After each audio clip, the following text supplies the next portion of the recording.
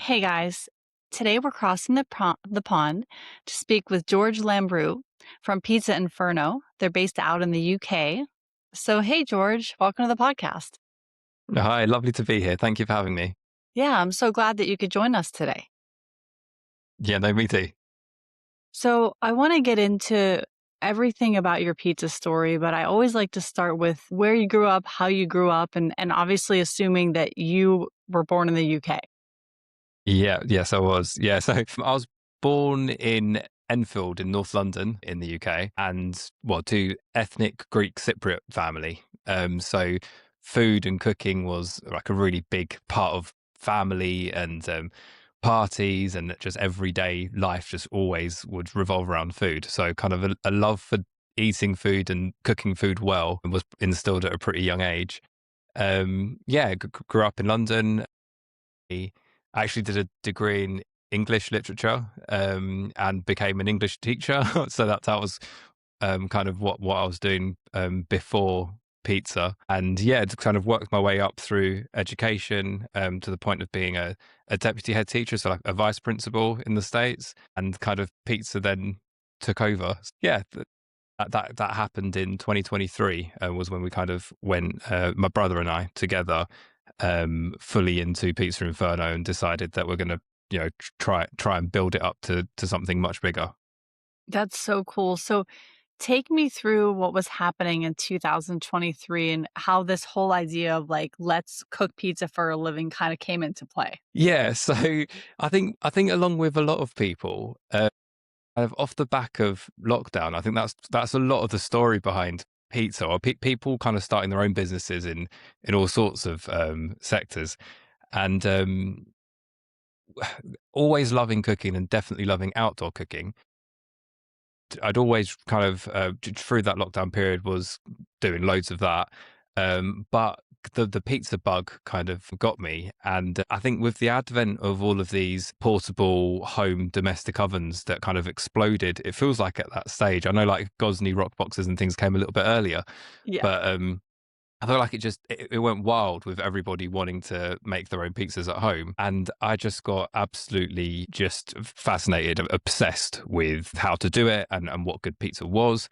And, I wasn't actually, prior to trying to make pizza myself, I wasn't really the biggest pizza fan, because all I'd ever had exposure to was Domino's. And there's only so Oh much my of that gosh. that you can eat. Yeah, absolutely. Because I mean, the UK, there's not really a big pizza scene, or there wasn't really, not a mainstream one. Not like, for example, in New York, where it's like really embedded into culture. Here, it just wasn't as big a thing. So, I mean, even to this day, my guests at weddings that we do and events and things like that, and customers, almost at every single event, will have somebody who says, "I've just never had pizza like this before. How do you make it? It's incredible. What is it?" Wow. Because you just don't get it. So lockdown happened. We got ourselves a little uni, and just kind of it went from there. I got obsessive about learning everything I could about the history of pizza. What even makes a pizza a pizza? How is it different from kind of the other versions and styles of things that look like pizza from around the world? You've got literally around the globe, you've got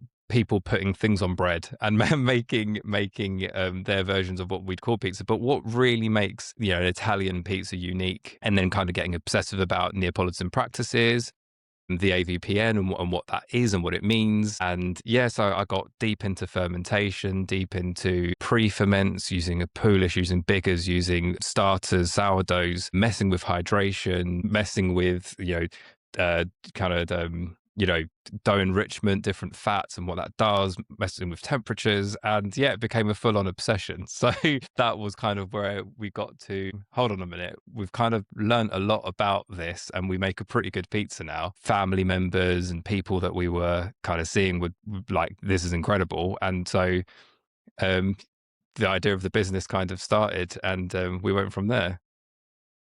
That's so cool. Now, what was your like go to when you were learning? Was it like a certain book, a person? Was it YouTube?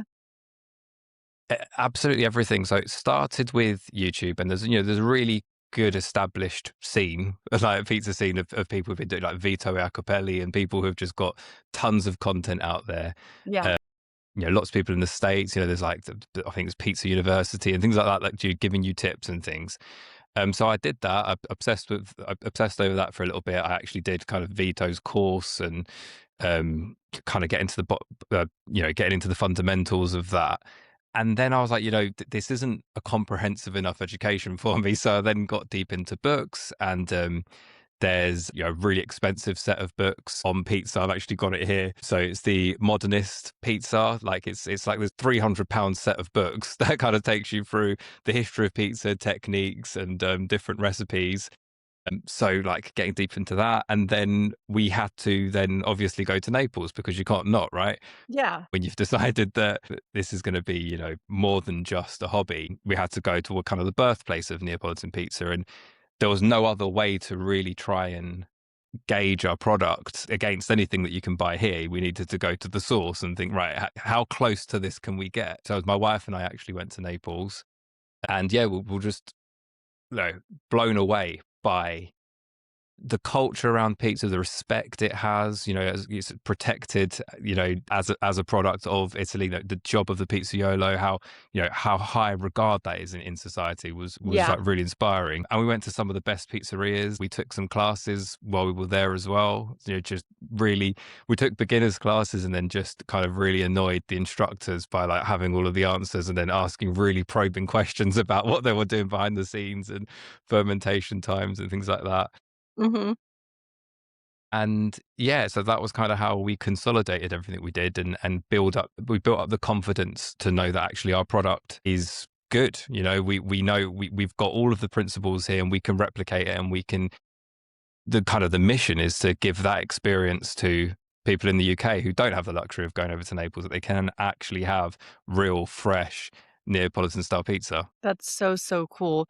Now, I know that you've had a lot of pizza success because I've stalked the Instagram page and looked at all the pizza pictures and videos and everything you have, but can you tell me kind of like early days, like pizza fail, something you learned along the way? Yeah, I mean, every foul that exists, I have had. Like, there's no doubt about it. It's pizza is really simple because it's a whole load of steps, simple steps. If you do right, you get a perfect pizza at the end. But there are so many points that you can trip up along that way. You do one of those simple steps wrong, and you have a catastrophe. So, I mean, from dough that just doesn't ferment, and you have no idea why, to using kind of flours that don't really work. I mean, pizza's tearing all of the time, and even pros will have that happen. It's impossible to avoid all of the time. So pizza's tearing in the oven, pizza's sticking to your peel, creating a bit of a Frankenstein monster where you think things will work and you're chucking on those ingredients, and then it ends up being a swamp of just all sorts of liquid overtopping. That's something that people do all of the time. Yeah, I mean, literally every mistake that there is to be made, I have made.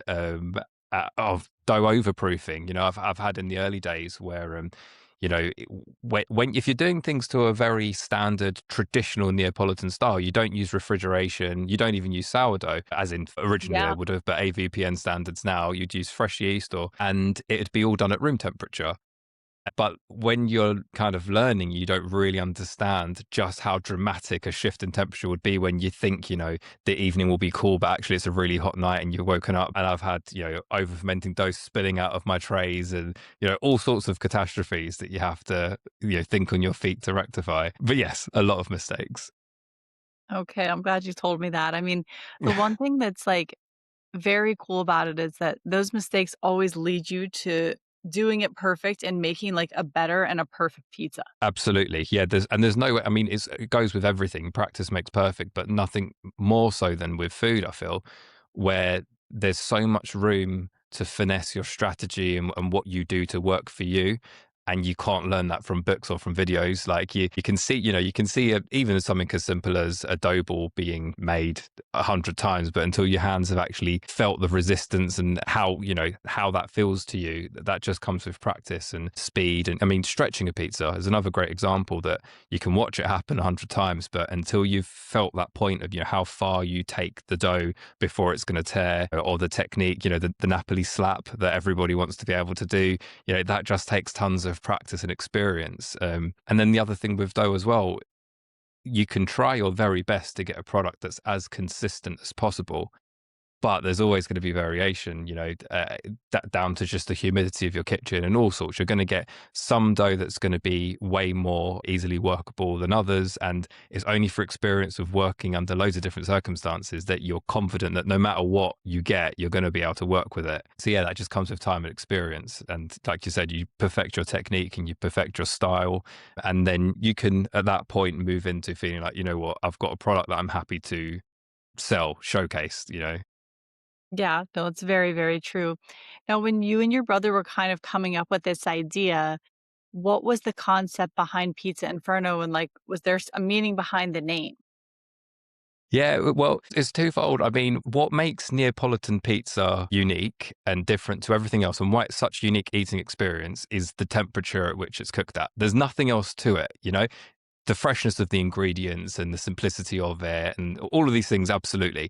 But the biggest difference between what makes a Neapolitan pizza gives it its unique characteristics compared to a New York style, Detroit style, grandma pizzas and Sicilian pizzas and the Roman stuff. And it is simply the fact that it's cooked at 450 Celsius plus. And that was kind of where the idea of Inferno came from, because that's what makes this pizza. It is the flame, it's the fire. That's what makes it special. It's the fact that you can you're almost flash cooking dough so that you get really aggressive leoparding, the spotting around the pizza, really puffy crust from that oven spring, toppings that don't get kind of murdered in the oven over the 20 minutes of cooking, but actually are just heated so fast that your mozzarella melts out without kind of cooking out and splitting. So everything manages to taste, your tomato sauce, it manages to taste really fresh whilst being hot, which you just can't do when you're cooking something over a longer period of time. Yeah, So Inferno kind of came from the idea that heat is the fundamental principle here that makes our product unique, or Neapolitan pizza unique. that's so cool. I really like the name. It's really, really awesome. I love that also that you're doing this with your brother. So can you take me through kind of the dynamic between you and your brother and what it means to do this with family? Yeah, no, that's the thing, and that's what makes having a business amazing. It kind of becomes part of all the other things that bond you as family, is actually growing something together as well, which is cool. Yeah, dynamics with, so my brother's called Tony. There's actually a 10-year age gap, so he's older. Okay. So yeah, so we're kind of coming at life in with different perspectives, which is quite cool. Yeah, so Tony's background was in things like fitness and like personal training and things like that. So coming to food that has the stigma in the UK, especially pizza's mostly associated with Domino's and Pizza Hut, and Papa John's and things, which doesn't have the reputation of being particularly healthy. So coming at pizza from that perspective, but convincing people that, do you know what? The ingredients that make up a Neapolitan pizza and what we put in it, it's as healthy as it gets as food goes. And that's something that's really hard for people to get their heads around. So yeah, so that's kind of Tony's take on things. Is healthy pizza. It's great working together. There's an element of trust and reliability that you can take on kind of whatever these like different scenarios throw at you, because we're mobile. So we're a business, but we operate from our pizza van, our truck.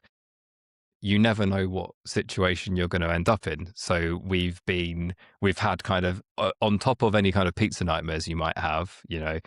We've also had like logistical nightmares. We'll, for example, did a charity gig at a hospital, and it turned out that they'd quite like us to take the pizzas to them into the hospital building, but we were parked quite far back, and it wasn't just through the buildings, but it was up 2 flights of stairs and down a corridor and into a room. So when you're working with family, things like that is a lot easier to, you can communicate quickly, you're on it, you can trust each other completely, and you can get through it.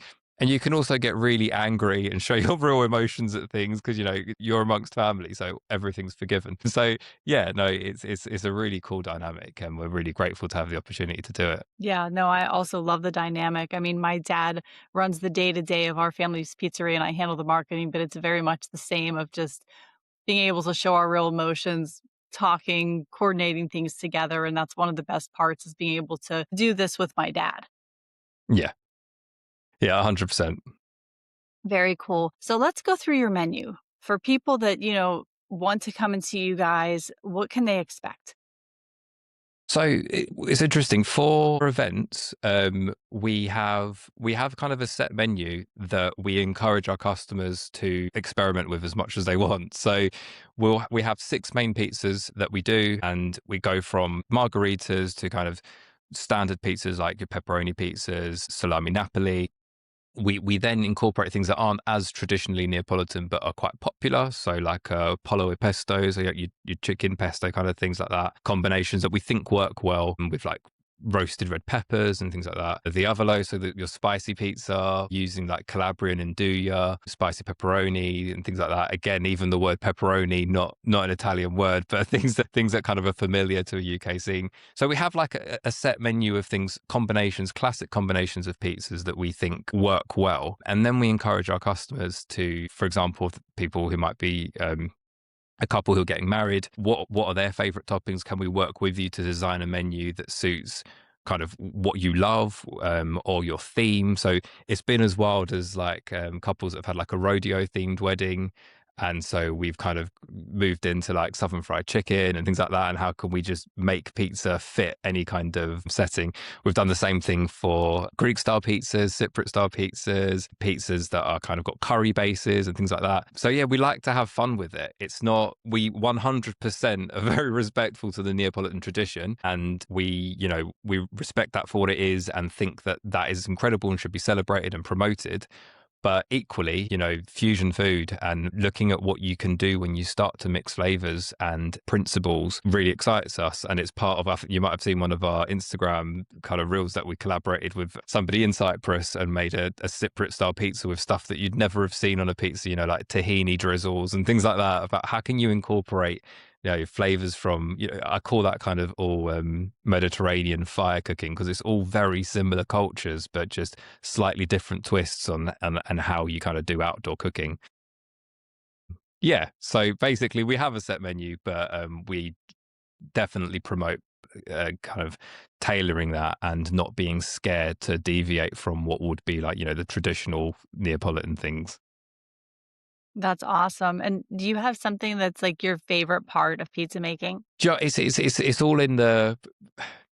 That's a tough question, because I was saying that my favorite bit probably when I'm on my own doing it is when I start to push boundaries and mess with things like hydration, mess with things like pre-ferments, and seeing what happens. That's the experimental side of it, and I really enjoy that, because it's amazing what such a small difference in your four ingredients that are going into your Neapolitan dough. You said flour, salt, yeast, and water, but messing with that, how can we take what happens when we do a long cold fermentation? What happens when we really up the hydration? What happens when we use you pre-ferment your different sponges in different quantities, messing with all those baker's percentages and seeing what happens? That's probably the geekier side of what I love to do, to find a product. Initially it was to find the perfect product. What is the best one?